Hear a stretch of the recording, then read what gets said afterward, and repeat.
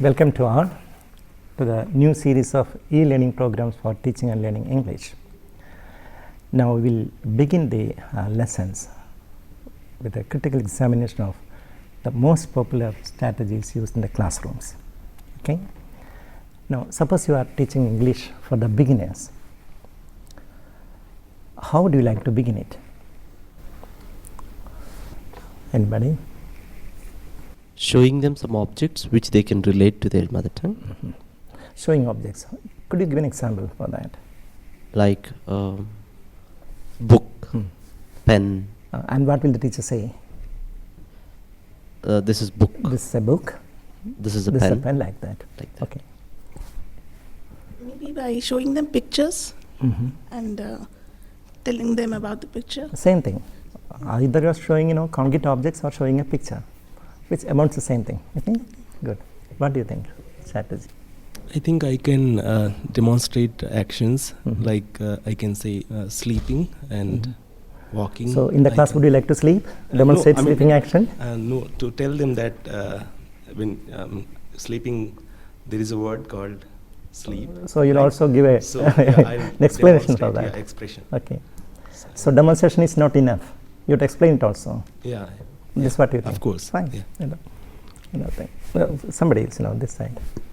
Yeah, we can use the words from their mother tongue, and then we can equalize it in their target language. For example, we can ask, means if we know, of course we should know their mother tongue also to a little extent, and save can be called apple. In that way we can introduce the words. Fine. So it's again introducing words. Yes, sir. So is there any basic difference between what you said and what Mr. Prithviraj said, it was almost a kind of almost same thing. Almost same thing. So you are introducing words, yes, either with the support of objects or pictures. Yes, sir. Your only modification is that you will be depending on their source words. It will be more learner centered. Probably. Yes. Yeah, you want.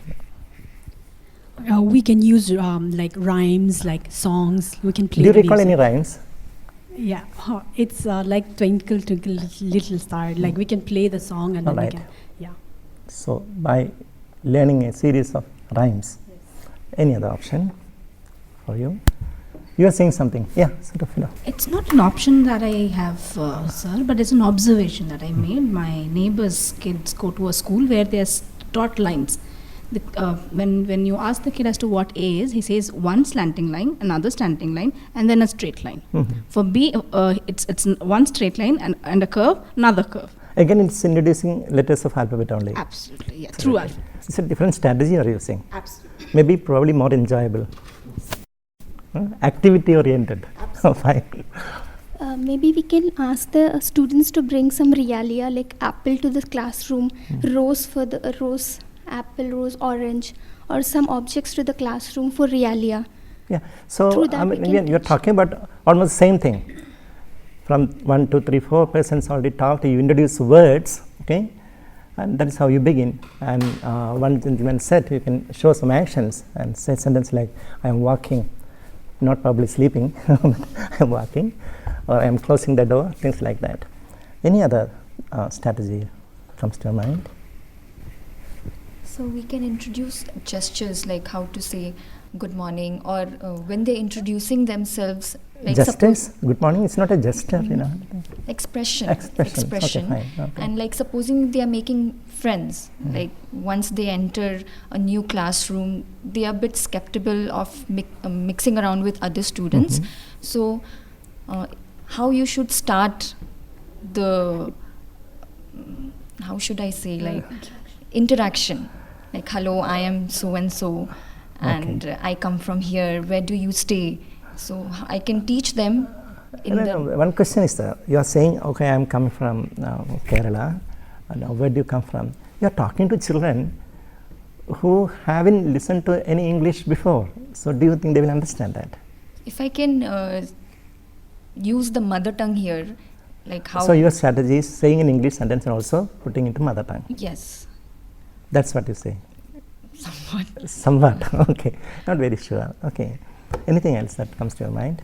See, these are all popular strategies used in classrooms, and for decades we have been using that probably across the country.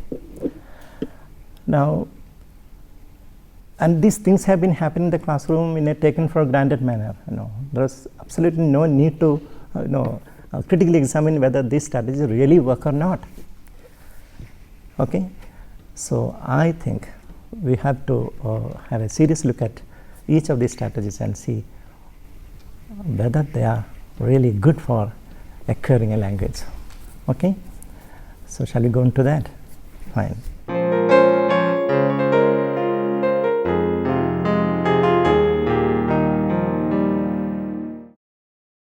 A, B, C, D, E, F, G, H, I, J, K, L, M, N, O, P, Q, R, S, T, U, V, W, X, Y, Z.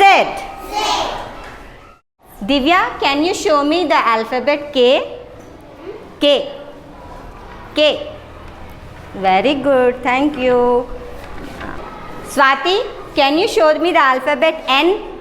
N. N. Very good. Madhushalini, can you show me the alphabet D? D. Very good. Several thousands of teachers across the world prefer to introduce a language, say English, by teaching the letters of the alphabet. Probably they will showing pictures, as you said, showing A for apple or any popular thing that they know, and then introduce that way. So why do teachers begin with the letters of the alphabet? What could be the reason for that? Can anyone say anything about that? Do you understand the question? Several teachers would like to begin with the alphabets. Why? What could be the reason? And we can see, almost all the primers which are circulating in the market, you can find that every primer contains some pictures and introducing A, B, C, and parents are too eager to buy this kind of material for their children. So, why do these things are taught? The teachers understood that, they think that alphabets are the most basic thing to be taught towards students for learning English. Okay, basic. They understand. Yeah, they think like that. Mm-hmm. Any other reason? Look at the language. Now you are talking about introducing words. Now, which is a small unit? The word or the letter, which is the smallest unit? Which is the smallest unit of language? Letter or sound, whatever. Now, there could be a rationale for introducing the smallest unit. What could be that? Instead of introducing big passages, it is gone in this way: letters, then words, then sentences, and then larger passages. What could be the reason? Yes. Could be from simple to complex. Simple complex. Yeah, let's take that point. So, the letter is the smallest unit of language, but do you think that really simple for the learner?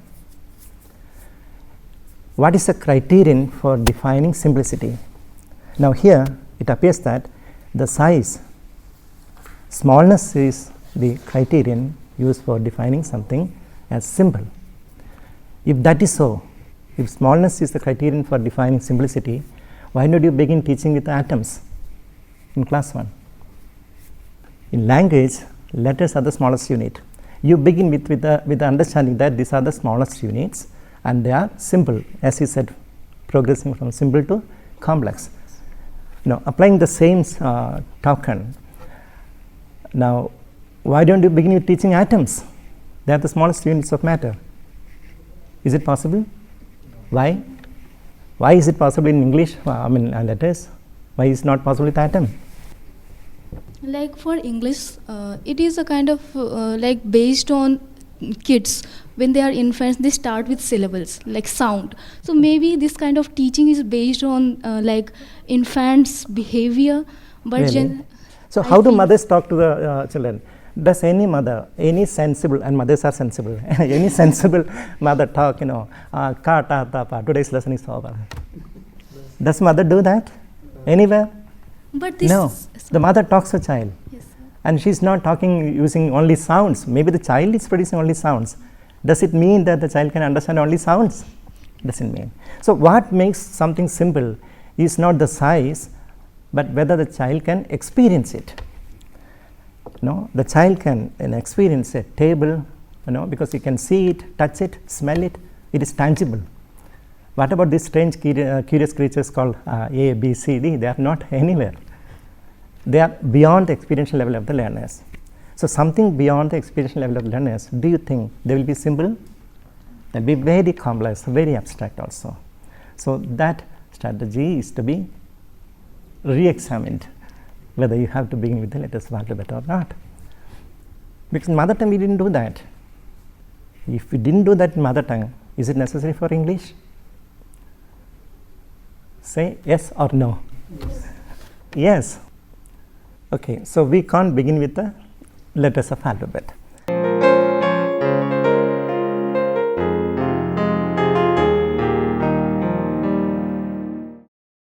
Now take the next case, introducing words either by showing objects or by showing pictures, or even using their own words only. And the teacher shows a pen and says, this is a pen, and shows another object saying, this is a book, and it goes on like that. This is a pen. This is a pen. This is a pencil. This is a pencil. This is a watch. This is a watch. This is a bangle. This is a bangle. This is a book. This is a book. What is this? This is a box. This is a box. So when the teacher shows a pen and says, this is a pen, will the children understand that? What do you say? Difficult to comprehend. They will not. They will not understand. But teacher is showing the object. They will only remember. What is your opinion about that? So it will be difficult for them to understand, but if the teacher will explain the use of the chair, they might be able to understand in that way. Yeah, but the teacher has to teach this is a pen. This is a There's pen. a teaching agenda also. Prihira, you want to say something? Yeah. See, explaining may not help, but if the student is able to, as we discussed, touch and feel the object. Well, the child can touch the pen, right? But he or she can remember the object when the Why can't he touch that? Student can touch the pen, take in the hand, Yes. and teacher saying this is a pen, Yes. and this is a book, Yes. this is a table, and there are many objects in the class. So will they get this? That's the question. Maybe by repeatedly giving examples, like this is a pen, this is a book, this is a chair, and maybe by repeating it again and again, they will understand, oh, this is implying. Will they to understand? something. Maybe they'll get an understanding. So what is your not understanding clearly. about understanding something? Understanding in the sense Just getting a notion, maybe. No, I will repeat my question. You're saying probably they will understand or they may understand. So what is your understanding about understanding something? What do you mean by that? If the student has some previous knowledge about this object, then they'll able to understand it more clearly. You are not responding to my question. My question is, what do you mean by understanding something? using When you are you are listening to some talk, some language which you are not familiar with. Okay. So what do you mean by understanding that? relating to your previous knowledge or relating to your world knowledge and whatever the dealt subject is, Okay. and able to use it. Okay. You want to say something? Yeah, Okay, then actually you I can was, pass the mic. I'm going to say the same thing. So there is a word called pen, and there is a concept behind that word, pen, right? So if we can associate the word and the concept pen, then we are making meaning of it. Yeah. Right? So don't you think that association is that mental process happening? Yeah. Yes. Of course. Yes. The child is listening to a So, sentence and yeah. trying to decode that sentence. Yeah. Yeah. Okay. So when a child hears the word pen, he immediately goes back to his mother tongue, and maybe if he has seen that object in his life, immediately he'll think about a word in his mother tongue and try to associate the word pen with the concept in his mother tongue. Okay, we'll come back to this question again. Yeah. What do you think is the connection between language and thought?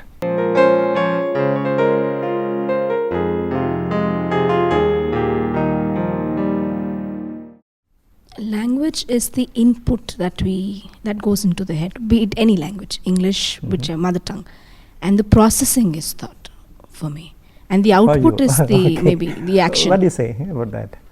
Try to connect the two concepts, language and thought. Are they connected or not? If Yes. so, what? I feel it's connected. Yeah, then Like, so when we are saying something about now we gave an example about a pen. So when we are saying this is a pen, the child is trying to connect in the mother tongue and trying to process maybe the use, the concept if it is a use, the concept of the. but the sentence is this is a pen. This is a pen. Don't you think when the teacher says this is a pen, a corresponding idea is to be generated in their mind or not? Is it necessary or not? To understand something, to make sense of something, some utterance, a language which you are not familiar with, when you are listening to that, you get a kind of idea in your mind, and if that idea matches with what is said, if there is a correspondence between what is said and what is registered in the mind, if that idea is exactly the same as what has been said, probably you can say that the child is able to understand that. And language, of course, is a tool to express our thought. So let me tell you this. There was this lady who's walked up to me and said, "Je m'appelle Daniela, je suis étudiante." I don't know French. I didn't know it then. Okay. I'm talking about 2000 something. Early 2000. 2001, 2002. I did not understand a thing. When I go to my students and say, "This is a pen," my student will not understand that because it's not familiar. He's not familiar with those words because I was not with French words. So the same thing will happen even Exactly. if I show it to him. If he doesn't know a pen, he will not understand. Yeah, so there is, let's come to this understanding, at least to begin with. So the teacher is saying a sentence like this is a pen, and if a corresponding idea is generated in their mind, we can call it they have understood that sentence. Now the teacher is showing a pen and says this is a pen. Some child will be looking at the color of the pen. This is a blue pen. I like this pen. I have a similar pen at home. Okay? These are the ideas generated in the mind of the learners when the teacher says the sentence, this is a pen. So there is no correspondence between what the teacher says and the ideas generated in their mind. Obviously, they are all related to pen, but not exactly what teacher has said.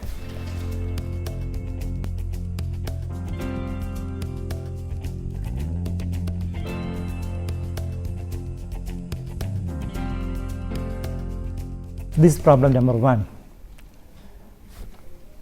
The teacher shows any object, it could be a picture or a real object, whatever, that picture, that object triggers a number of ideas in their mind which have nothing to do with the idea said by the teacher. Okay? Problem number 2. When will you use a sentence like this is a pen? When will you use a sentence like this is a pen or this is a book? What will be the context for that? Did you get my question? Yes. When we were about to write something, when we were about to do something, like with the pen. Yes. Then that is not the question. No, this is a pen. You have to use this is a pen. Demonstrating. When will you use that? Think a little deeper. Give me context where human beings will need to say a sentence like this is a pen in any language. It need not be in English. When I'm introducing it to somebody or showing it to somebody or demonstrating it. Think of that. When will you ask a question, what is this? When I don't know. You don't know. So there's a question of identifying an object, right? Every sentence has a certain communicative function, and the communicative function of this particular sentence is to identify an object. Okay? Now the teacher is showing a book and says, this is a book, or this is a pen. Is the pen a familiar object or unfamiliar object? It's a familiar object. It's a familiar object. If it's a familiar object, what is there to identify? Which means the communicative function of this sentence is not registered.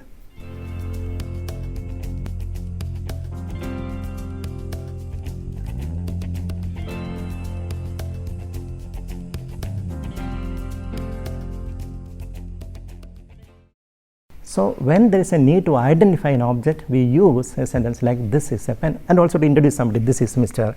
So and so. Okay?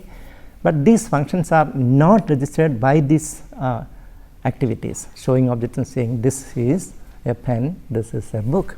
So what is the use of a sentence devoid of its function? Now there is another problem also, yet another problem. Okay? Now look at sentence like this is a pen, this is a table, this is a pencil, and so on. They are all disconnected sentences, discrete sentences. Okay? Will any human being, produce discrete sentences devoid of a context? Who will do that? Mad people.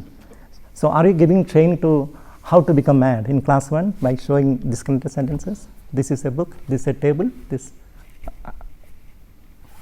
What exactly is your objective? Giving training for how to become mad. If you have any doubt, go to the road and start producing some disconnected words and sentences. How will people rate you? So no sensible human being will do that. So this doesn't have a context. Well, you may say there is a classroom context, but that is not a language context. Right? So at least 3 major problems are there in an activity which has been happening in the classroom for years and years. And people never problematized it and sensed the real problem behind it. So don't you think it's a pedagogical issue? Yes, of course. Okay.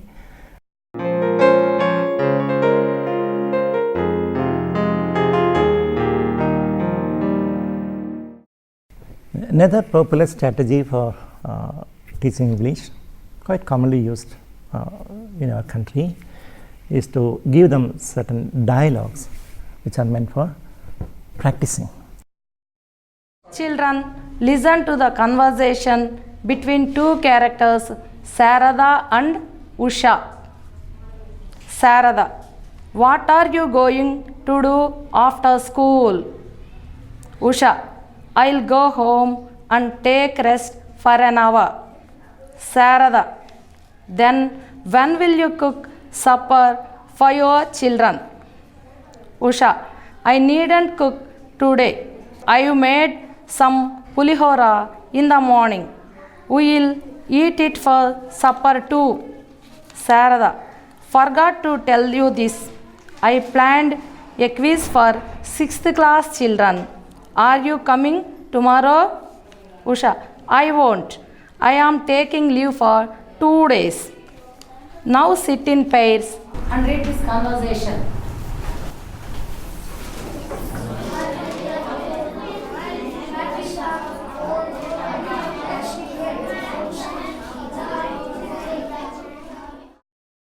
Which pair wants to role play the conversation? I am Sarada. I am Usha. What are you going to do after school? I will go home and take rest for an hour. Then when will you cook supper for your children? I need it.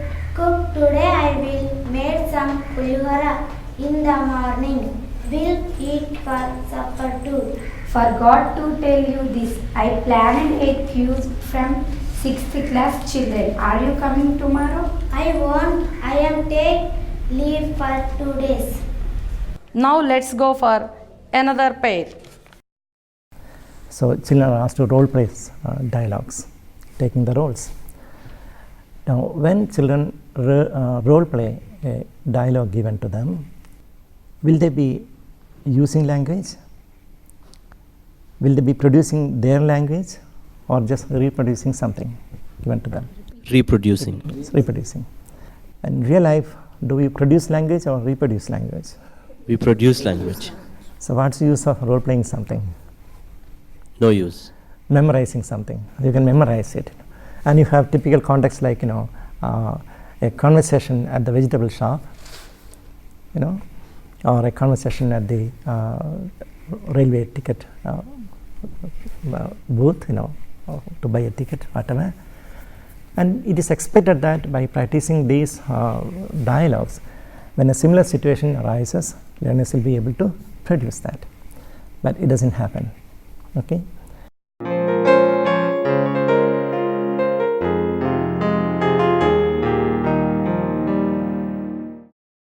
And the same thing happens, with asking and eliciting answers to comprehension questions. I suppose you know what I mean by comprehension questions. Every passage will have a number of questions.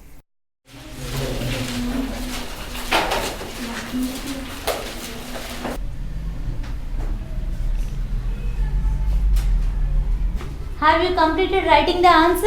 Yes. Yes, Feroz? What is the answer? It is given in the first paragraph. A boy fought with the tiger. So why are we asking these questions? Can you tell me one reason? Why do we ask comprehension questions in the class? To understand the comprehension of the student, or how well the student has comprehended whatever has been said in the passage. Okay. Right.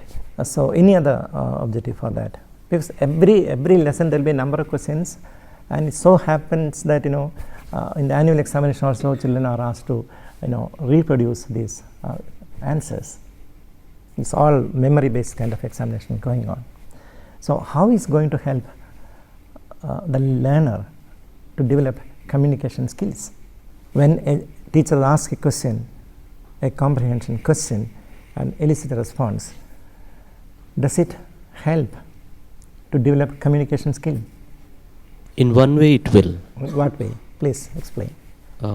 Reading helps written communication. Comprehension means whatever they understand, they have to reproduce, they have to write in their own words. What do you mean by communication? Expressing our views and opinions in a proper way. Whose ideas are expressed there? Along with the learner's idea? Is the learner's idea? There is a question. The question is typically an information based question in the textbook. Okay? So it's not the learner's idea. Almost all of the comprehensions focus on the information given in the textbook. It depends on the question actually. This is the kind of question that is frequently happening in all the questions. So if that question is there, it doesn't promote any communication, because it's not the child's idea, nor is it the teacher's idea. I agree, because when I was in school, I was said, okay, paragraph number 3, first line bracket starts, and paragraph number 3, fourth line bracket ends. So I'm just supposed to remember that and write it in my answer paper. Right, exactly. So even if you ask 1,000 questions of that kind, probably the only communication that happens is locate this information or give me this information. And to have this communication, it's enough that you ask one question. Why do you ask them to? Of course, you have to check whether they have comprehended. Now there is a pedagogical issue here. Which will be better, to ensure comprehension or check comprehension? If you can ensure comprehension, use a pedagogy that can ensure comprehension. Will there be any need to check comprehension? So we have to think about a strategy to ensure comprehension rather than checking comprehension. I don't mean to say that you shouldn't check comprehension at all. It may be needed. Okay, so as I said in the beginning, we are just trying to critically examine some of the most popular strategies and trying to identify the problems inherent with each of these strategies. Yeah, so now let's recapitulate what we did. What were we doing till now? Anybody say? Popular strategies what we are using till now. Like what? Like showing some objects, alphabet, teaching alphabet, Then reading comprehension, how words, they work, introducing words, sentences, and saying that. So, what problem did you understand that? The popular strategies what we are using seems that there are some problems, pedagogical problems. Now, how to overcome these problems? That's a pedagogical issue we'll take up in the next lessons. Okay, thank you.